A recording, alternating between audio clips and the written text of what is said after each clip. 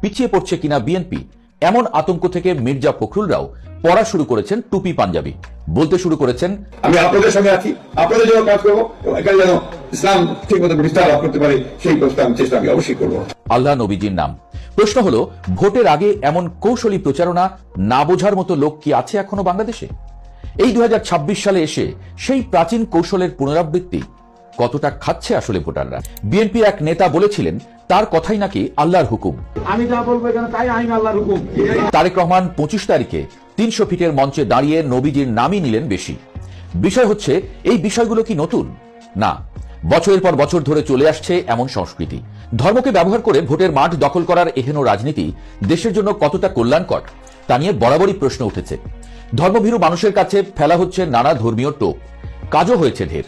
তবে এবার কি সোশ্যাল মিডিয়ায় একটু বেশি সমালোচনা হচ্ছে না এই নিয়ে? কিন্তু সমস্যা হলো, এই প্রতীকী রাজনীতি আদতে এক বিশাল ধোঁকাবাজি।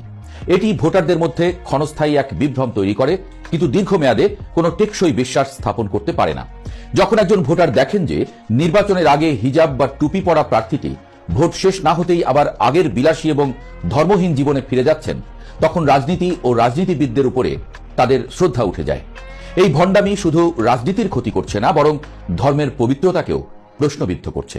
কারণ তরুণ প্রজন্ম যখন দেখছে ধর্মকে ব্যবহার করে অসৎ উদ্দেশ্য হাসিল করা হচ্ছে, তখন তাদের মধ্যে ধর্মবিদ্বেষ বা সংশয়বাদ মাথাচাড়া দিয়ে ওঠার শঙ্কা থাকে।